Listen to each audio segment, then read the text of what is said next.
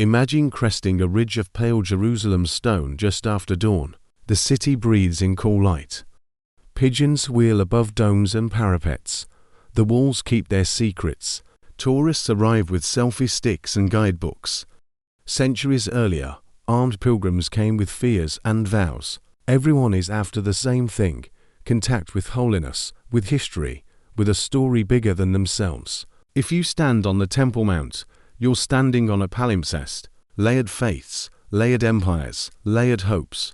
In the 12th century, a new layer arrives in chainmail and linen, men who call themselves the poor fellow soldiers of Christ. You know them as the Knights Templar. They pledge poverty.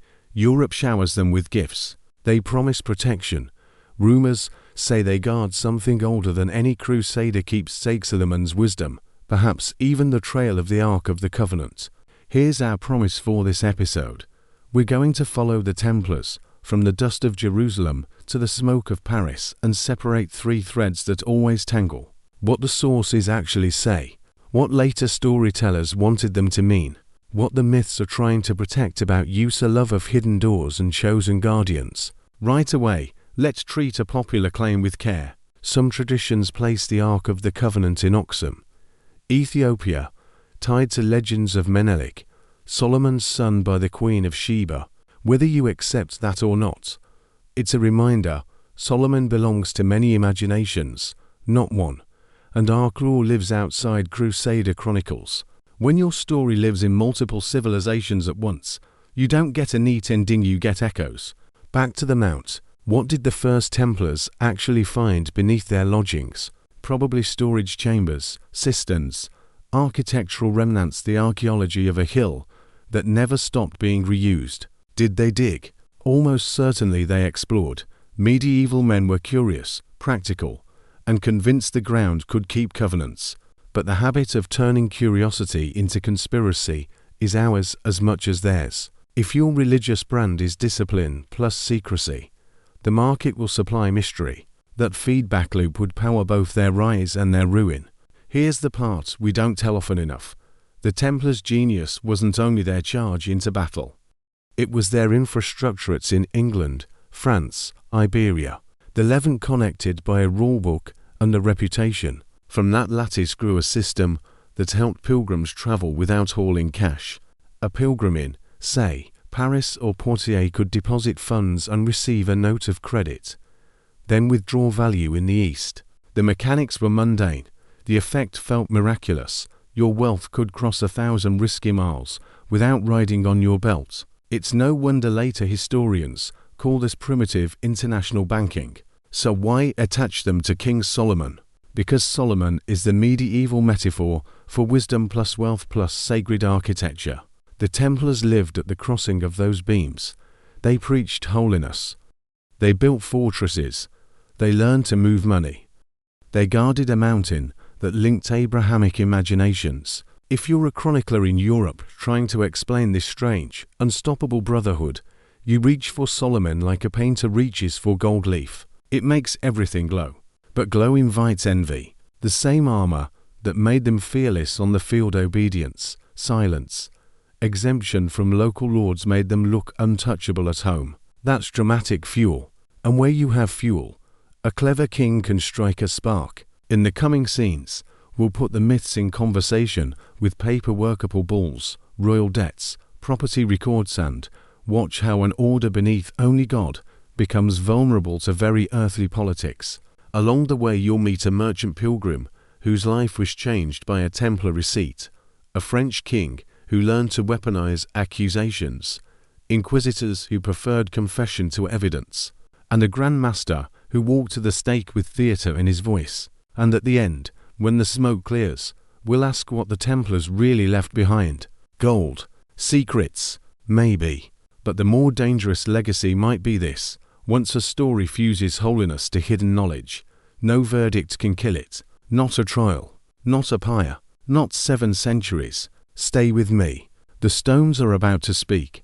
Stand in a 12th century street a few minutes walk from the mount. You'd smell olive oil, animals, wet limestone after a quick dawn rinse. You'd hear multiple calendars ticking at on sepulchrims timing visits around holy days, officials counting tax cycles, muezzins and monks marking different hours. Everyone agrees on one thing: the hill is charged. For Jews, memory says this is where the first and second temples stood, Solomon's and, later, Herod's places of sacrifice, festival, and grief. Even long after the Roman destruction, that loss isn't abstract.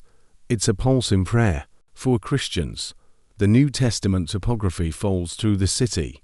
Jesus teaching, overturning tables, predicting rune events that medieval pilgrims narrate out loud as they walk. For Muslims, this is Al-Haram al-Sharif, home to Al-Aqsa and the Dome of the Rock, a site braided with the Prophet's night journey. Layered sanctities are not a modern idea. They are medieval daily life. When the first Templars lodge on or near this precinct, they're not just renting rooms, they're borrowing meaning. A monk in Champagne might copy the Psalms and feel close to David in spirit. These men sleep above the topography of David and Solomon. That proximity acts like an anointing in the medieval mind. If you're a knight trying to live like a monk, staying where monarch priests once reigned is perfect symbolism. The address says, we're not merely guarding roads, we're custodians. But geography cuts two ways. It magnifies intention. It also magnifies suspicion. Lodging over storied ground invites story-making. If locals see brothers exploring cisterns or repairing storage rooms, rumor can outrun fact by sunset. That's how their cataloguing old stones becomes their unlocking Solomon's vault.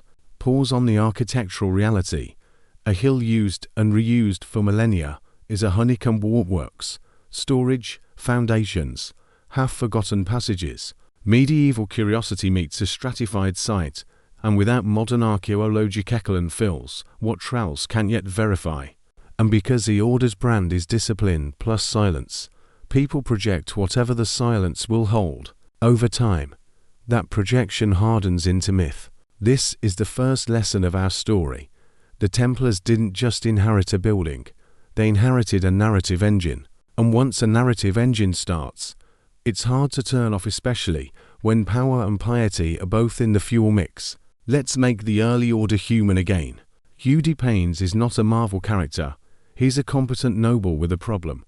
Pilgrims keep dying between European ports and holy sites, and ad hoc escorts aren't enough.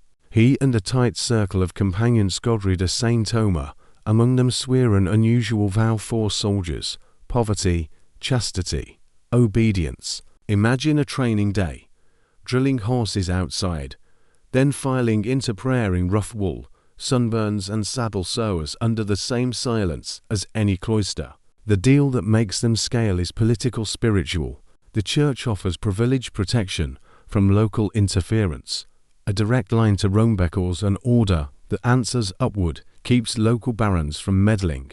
Nobles donate land for the same reason. Donors fund hospitals now. Prestige, salvation anxiety, and practical benefits. A network favors its friends. Young second or third sons, bored of court and blocked from inheritance, see a path to meaning and professional bravery.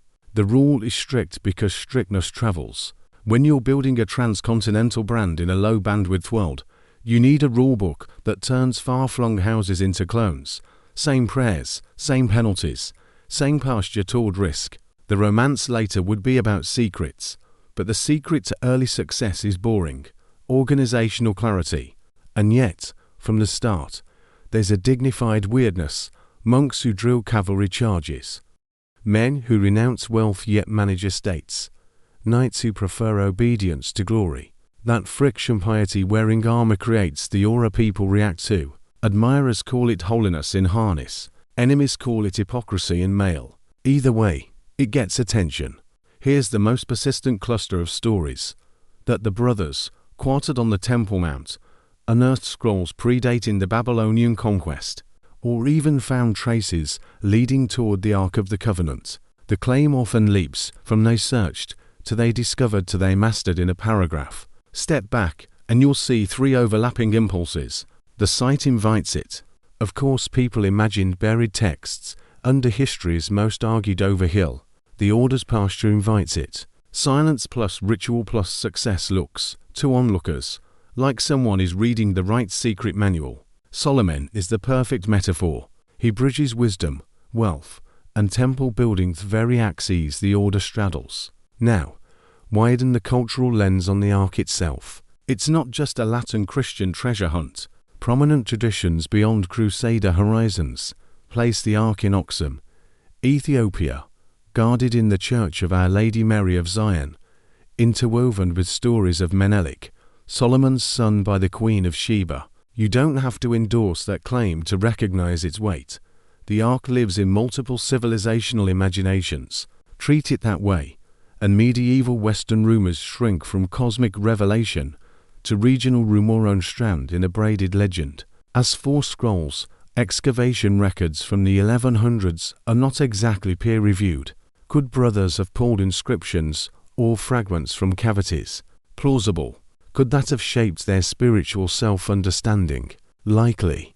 But the idea that a small library of Temple-era secrets re-engineered their power is giving paper too much credit and administration too little. In practice, their meteoric growth tracks patronage, papal protection, and a logistics mindset more than any single relic. So here's our stance going forward.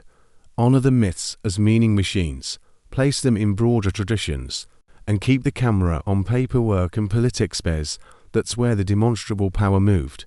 Picture the road from Marseille to Oka, Saltaire, coin-hungry ports, and to many hands between you and your destination. Medieval travel is a gauntlet of tolls, thieves, shipwrecks, exchange rates, and helpful officials whose help costs more each mile. Yet Europe keeps sending people east, pilgrims, merchants, mercenary space. The Holy Land sits like a magnet at the center of their mental maps. Enter the Templars, who realized that protection is more than shields and swords. It's systems. If your mission is to get pilgrims to Jerusalem alive, you guard the roads. You also de-risk the journey before it begins. Here's how it likely worked in practical terms. Using a composite of historical descriptions, deposit as a Western preceptory, a traveler brings coin, silver plate, or even land rents to a Templar house in France or England. The brothers record the value and issue a written acknowledgement, a modern banknote, but a memorandum that can be referenced in the order's ledgers. Transport value through the network. The Templars move accounting entries, not sacks of coin. Internal correspondence and trusted couriers synchronize who owes what to whom at distant houses. Redeem in the east. Upon reaching a Templar site near Jerusalem or another Levantine stronghold, the traveler presents credentials. The house verifies identity by seals, witnesses, or described particulars and disperses value minus fees. The pilgrim can now purchase supplies, hire guides, or pay for lodgings without ever flashing a fortune on the road. Why it mattered?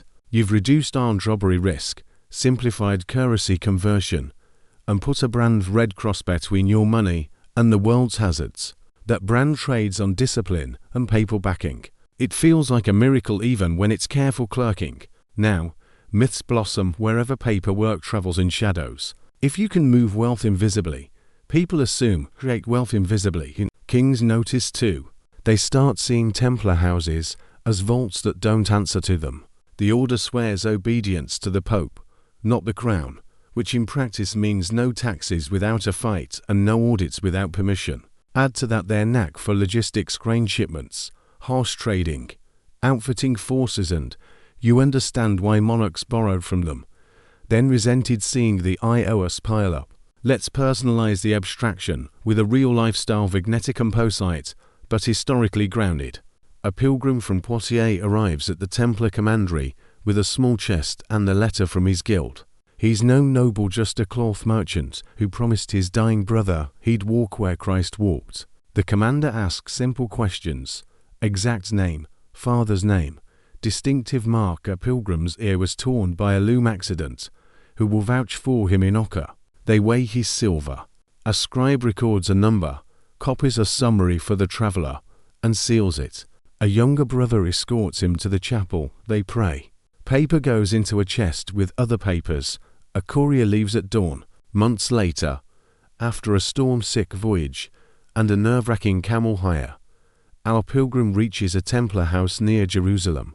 He gives his name, repeats the mark, mentions the guild contact. The brother at the desk compares seals and script. He nods and fetches a small bag. The pilgrim walks into the sun feeling the weight of coin that didn't have to cross the sea on his belt. He will tell his story for the rest of his life, and his friends will call it providence. The brothers will call it procedure. When you grasp this, the Order's reputation is less sorcery, more scale. They built trust by standardizing how trust is handled, rules for who can speak, who can sign, when to retreat, when to charge, and how to keep records when the world is chaotic. That austere rulebook, the one that told knights how to eat, sleep, and fight, also taught stewards how to count. And this is the hinge to their downfall. The better they got at being useful to power, the more their independence annoyed power. By the time French finances buckle under war, the Order's vaults look less like partners and more like prey. The myth of hidden treasure starts as a political technology. If you persuade the public that a group hoards gold plus blasphemy, you can seize assets with moral applause. History is rarely tidy, but here's a tidy lesson. Institutions that move information faster than rulers can understand will be praised as visionary when the wind is fair, and heretical when the wind changes. The Templars caught both wines. We're still feeling the drafts. The gate at the commandery creaks open before sunrise. A man in his 30s, hair cropped for sea lice prevention, sets down a travel chest. He's not a knight, not a noble. He's a cloth merchant from Poitiers, modestly successful, traveling because his older brother died of a fever and a promise was made at the bedside. A brother with ink on his fingers, not a warrior. A clerk asks the questions that matter in a world without passports. Name, father's name, and a witness in the east. Mark of distinction. The left ear shows a small notch from a loom accident. What are you depositing? He lifts out silver bundles and a few rings, easily fenced items if a road turns ugly. The clerk weighs the silver, notes the rings' descriptions, and writes a memorandum. No flourish, no grand seal, just the details that make a stranger legible later. They pray. The merchant pockets the acknowledgement, suddenly lighter by weight and heavier by trust. Weeks later, he stumbles into a Templar house near Jerusalem, gone from a storm-tossed voyage and bargaining fatigue. The brother at the desk checks seals, compares hand, asks for the year story. There's a small reconciliation, a fee, then the jingle of coins that didn't have to ride his belt all the way across bandit country. He calls it miracle. The brothers call it procedure. This, more than any vault myth, built the Templar aura. They made distance smaller. Their houses were nodes. Their rules were the wires. Their reputation was the current. And yes, historians routinely point to the Templars' use of notes of credit. Pilgrims deposit in one preceptory, withdraw in the Levantus, a proto-banking service. It wasn't fiat magic. It was a disciplined network that turned trust into logistics. Now, understand how optics shift. If you can move value invisibly, by ledgers and letters, kings will start asking whether you're just custodians or alchemists. And if you answer to Rome more than to Paris or London, the day may come when an indebted monarch reads your discretion as defiance. The image is famous. A wall of mail and horseflesh, a black and white Bosine flag snapping, a red cross bright in sun. The Templars cultivated that image because it worked on allies' confidence, on enemies' hesitation, and on recruits' meaning. But reputation becomes a trap when it replaces rules. The Order's statutes describe discipline with unromantic detail. Who rides where, who holds the banner, who may fall back, and when. The trope "they never retreated" makes a great tavern line. In practice, tactical withdrawals existed, hedged with conditions and hierarchy. You weren't a hero for improvising. You were a liability. Give your audience both sides. A turning charge that saved a crusader flank cheer. And a bad day, where zealous advance outran support grim. Then interpret the pattern. When your brand is courage and obedience, a victory looks like grace, and a defeat looks like sin. That psychological framing kept brothers fierce. It also made strategic failure feel like moral failure, dangerous for any army. The bigger point: battlefield glamour shadowed, the non-glamorous competence ceasably chains, horse provisioning, rations, Remount schedule stat actually win campaigns. As long as the order could deliver both spectacle and logistics, kings tolerated their independence. When either slipped, when kings needed a scapegoat, admiration curdled fast. Every institution has threshold moments doors that only initiates pass. For monasteries, it's vows before the altar. For guilds, it's mastery tests. For the Templars, it's profession into a brotherhood that asks a soldier to live like a monk. Ritual, darkness, relics, none of that is unusual for the Middle Ages. So how do we get from serious vows to charges, like spitting on the cross or worshipping a strange head? Politically, you start with an order that is wealthy, discreet, superlocal, and owed debts by the most powerful man in France. Culturally, you add fears that always stalk secret groups. What if their unity is fueled by something unholy?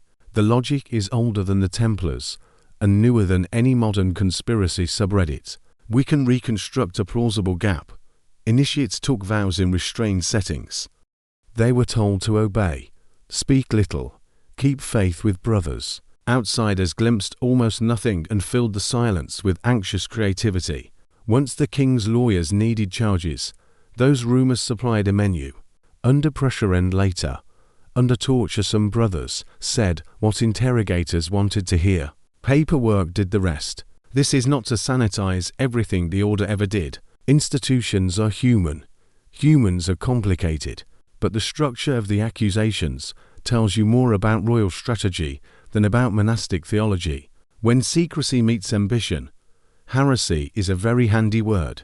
When Jerusalem falls in 1187 to Saladin, the Templars lose not just a city, but a storyline.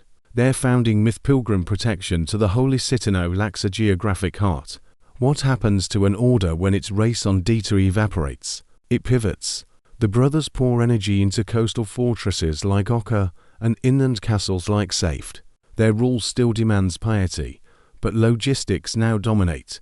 Warehouses, granaries, siege engines waiting in courtyards. Supporters back in Europe see nightly pilgrimage and more administrative estate management. Donations continue, but the romance of early crusading zeal fades. That gap between the order's spiritual branding and its increasingly bureaucratic reality leaves room for critics to whisper. If they no longer guard the Holy Sepulchre, what do they guard? The answer, in practice, trade routes, loan ledgers, European estates, Levantine strongholds, necessary work, unglamorous optics. Seeds of suspicion sprout in this gap between legend and ledger. Enter King Philip IV of France, called Philip the Fair. His walls drain royal coffers. He owes the Templars heavily. They have money, fortresses, networks, and obey a pope in Avignon rather than a king in Paris. Philip sees 3 birds, 1 stone. Seize assets to fund the crown. Crush a rival whose autonomy irritates royal absolutism. Spin a moral story so the public cheers while you loot. Accusations of heresy, blasphemy, and secret idol worship solve his peer problem. Ordinary people already find Templar secrecy strange. Rumors fill gaps like water finding cracks. The king weaponizes that anxiety. What if their oaths hide crimes? What if their wealth feeds treason? Once suspicion becomes royal narrative, evidence can arrive later or never. The stage is set for dawn raids across France. Imagine, October 1307. France wakes to soldiers surrounding Templar commanderies at first light. Brothers in white mantles blink into daylight, pulled from beds, chained before they can arm themselves. Interrogators present charges, spitting on the cross, idle kisses, denying Christ in secret rites. The accused insist on innocence. Torture begins. Confessions follow not truth, but survival scripts. In England, King Edward II hesitates, reluctant to crush longtime allies. In Iberia, rulers eye Templar castles still useful against Muslim forces, but papal pressure spreads the purge outward from France like ink in water. Historians agree. The trials produce paperwork, not proof. Testimonies contradict. Verdicts seem pre-written. The order's fate feels sealed before the first brother speaks.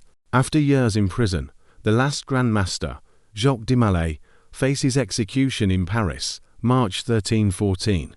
Chroniclers describe him standing calm before the flames, declaring the order innocent, summoning King Philip and Pope Clement to God's judgment within the year. Both die soon after. Coincidence? To contemporaries, divine retribution. The so-called curse of the Templars spreads fast because it explains history with poetic justice. A king burns knights, heaven burns his dynasty. Whether or not Mallet spoke those exact words, the legend ensures the Templars exit history as martyrs, not criminals. Officially, papal decrees transfer Templar properties to the Knights Hospitaller. Practically, kings and nobles pocket castles, lands, and treasuries under cover of legality. But charisma doesn't transfer by deed. Hospitallers inherit walls. They don't inherit mystique. Into that void rush centuries of speculation, hidden treasure fleets sailing west before arrests. Secret guardians of the Holy Grail. Esoteric knowledge buried beneath Paris or Rosslyn Chapel. The fewer records survive, the louder the legends grow.